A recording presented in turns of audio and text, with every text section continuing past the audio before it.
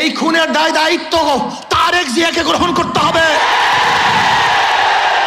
এই খুনের দায়িত্ব মির্জা ফখরুলকে গ্রহণ করতে হবে। এই খুনের দায়িত্ব বিএনপিকে গ্রহণ করতে হবে। এই খুনের দায়িত্ব প্রত্যেক প্রশাসন গ্রহণ করতে হবে।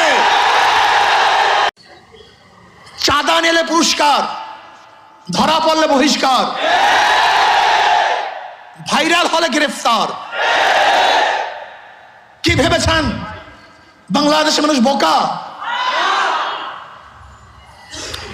আজকে আমাদেরকে জিম্মি করে ফেলছে। দল এই খুনের দায়িত্ব গ্রহণ করবে না। আমি স্পষ্ট ভাষায় বলতে চাই, আমি জনগণের কাছে প্রশ্ন রাখতে চাই, এই বহিষ্কারই কি তাদের চাঁদা ফিরছে, দখলদারি ফিরছে, খুন ফিরছে? তার মানে বহিষ্কার কিছু না, আইওয়াশ, লোক দেখানো এক নিয়ম। তারা কি বলে, ব্যক্তি দোষ করলে দল সেই দোষের দায়িত্ব গ্রহণ করবে না। আমি মনে করি আওয়ামী লীগ বিএনপি দুর্নীতির ফ্যাক্টরি, খুনের ফ্যাক্টরি। আবরারকে কারা হত্যা করেছিল? যেই ছাত্রগুলি হত্যা করেছিল তারা মেধাবী ছাত্র বাংলাদেশের, কিন্তু এই ফ্যাক্টরিতে যাওয়ার পরে তার খুনি হয়েছে।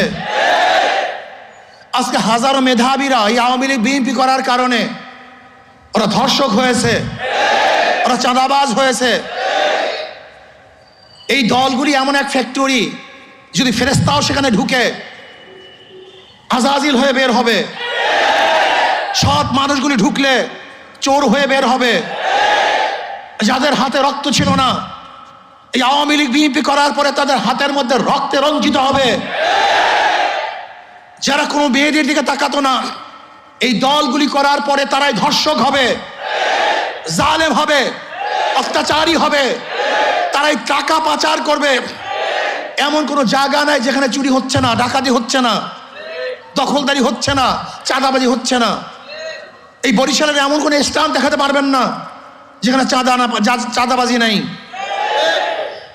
আমরা যা দেখছি চাঁদাবাজি যেগুলি আসছে, আপনারা জানেন মিটফুটে খুন হয়েছিল বুধবার, কিন্তু আপনারা যে সাংবাদিক, আমরা দুঃখিত, লজ্জিত।